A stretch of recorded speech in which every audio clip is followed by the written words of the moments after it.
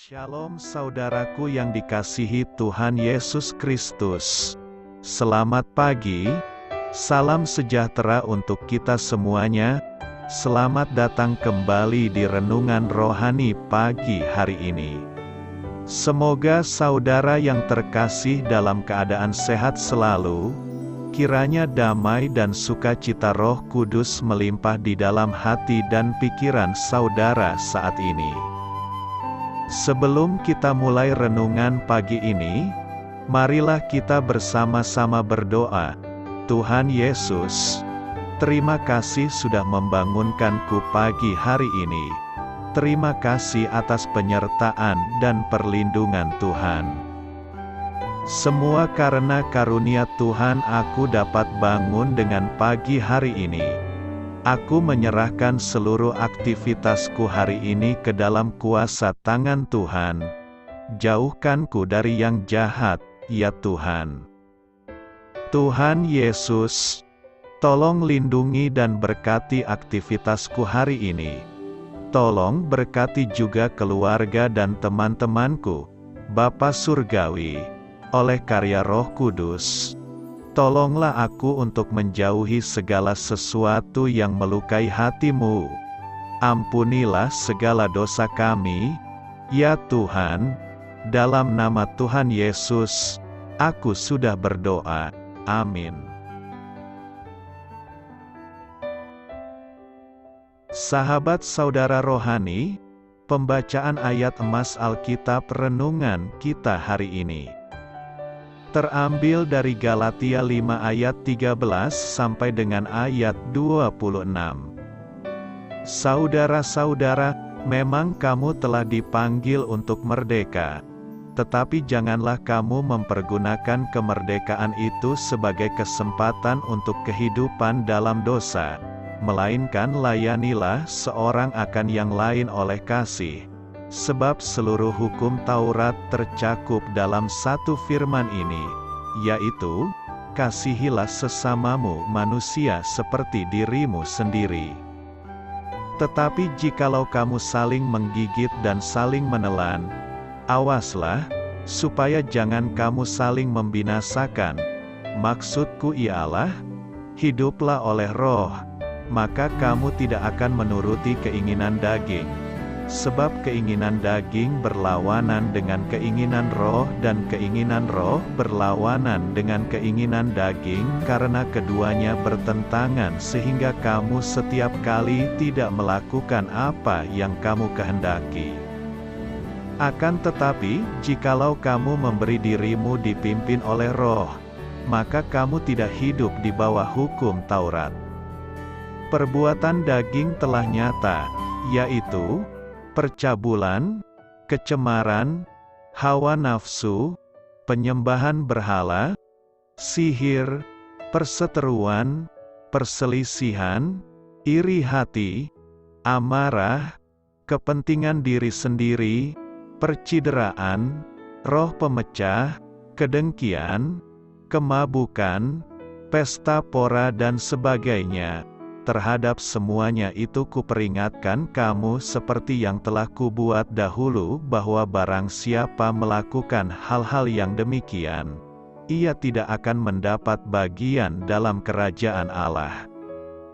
Tetapi buah roh ialah kasih, sukacita, damai sejahtera, kesabaran, kemurahan, kebaikan, kesetiaan, kelemah lembutan, penguasaan diri. Tidak ada hukum yang menentang hal-hal itu.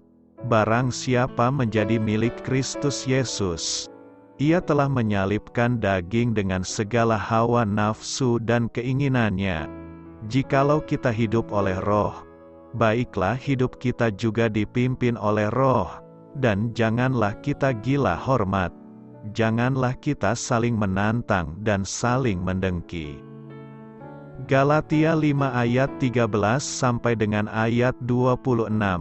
Inti dari ayat emas renungan kita adalah, maksudku ialah, hiduplah oleh roh, maka kamu tidak akan menuruti keinginan daging. Mari kita mulai renungan pagi kita. Judul renungan kita hari ini adalah Menyirami Ilalang, ditulis oleh Adam Holz. Mari kita mulai kisah inspiratif. Musim semi kali ini, ilalang merajalela di pekarangan belakang rumah kami hingga membuatnya seperti hutan dalam film Jurassic Park. Begitu besarnya salah satu ilalang sehingga saat saya berusaha mencabutnya, saya khawatir akan mencederai diri sendiri. Sebelum sempat mengambil sekop untuk mencungkilnya, saya melihat putri saya justru menyirami ilalang itu. "Kenapa kamu menyiraminya?" sergah saya. "Aku ingin melihat sebesar apa tumbuhnya nanti," jawabnya sambil nyengir nakal. Ilalang bukanlah sesuatu yang dengan sengaja kita pelihara. Namun, saat merenungkannya, saya menyadari bahwa terkadang kita menyirami ilalang dalam kehidupan rohani kita, sehingga kita justru memperkuat keinginan daging yang menghambat pertumbuhan kita. Paulus menuliskan hal itu dalam Galatia 5 ayat 13-26. Dengan membandingkan hidup oleh roh dengan hidup menuruti keinginan daging, ia berkata bahwa berusaha mengikuti peraturan saja tidak akan membuat hidup kita bebas dari ilalang, seperti yang kita dambakan. Sebaliknya, agar tidak menyirami ilalang, ia memerintahkan kita, hiduplah oleh roh. Hidup yang melangkah selaras dengan Allah akan membebaskan kita dari dorongan untuk menuruti keinginan daging. Memahami sepenuhnya pengajaran Paulus tersebut adalah proses seumur hidup. Namun, saya menyukai kesederhanaan petunjuk yang diberikannya. Alih-alih menumbuhkan sesuatu yang tidak diinginkan dengan memperkuat nafsu diri yang mendahulukan kepentingan sendiri, alangkah baiknya kita membangun hubungan kita dengan Allah, yang akhirnya menghasilkan buah dan menuai kehidupan yang saleh. Amin. Marilah kita renungkan di dalam hati kita. Bagian mana saja dalam kehidupan rohani Anda yang perlu dibersihkan dari ilalang?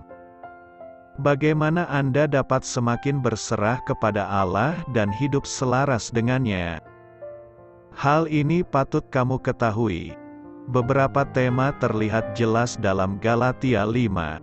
Kemerdekaan di dalam Kristus, hidup oleh kasih dan bukan Taurat, dan pentingnya kehadiran Roh Kudus dalam kehidupan orang percaya. Yang paling penting dari semua ini adalah peran Roh Kudus. Tanpa Roh, kita tidak dapat menikmati kemerdekaan, dan kita juga tidak dapat mengasihi orang lain. Sebaliknya, kita akan menuntut hak kita dan saling menggigit dan saling menelan. Bagaimana kita dapat menolak kecenderungan kita untuk mementingkan diri sendiri? Hiduplah oleh Roh. Kata Paulus, "Jikalau kamu memberi dirimu dipimpin oleh Roh, maka kamu tidak hidup di bawah hukum Taurat." Inilah kemerdekaan sejati. Doa saya menyertai saudara sekalian. Marilah kita menyampaikan doa syafaat. Bapa, terkadang aku menyirami ilalang dalam hidupku. Tolonglah aku untuk memilih berjalan seiring denganmu, supaya Engkau dapat menghasilkan buah Roh-Mu dalam hidupku. Amin. Sampaikan harapan dan permintaan saudara kepada Tuhan.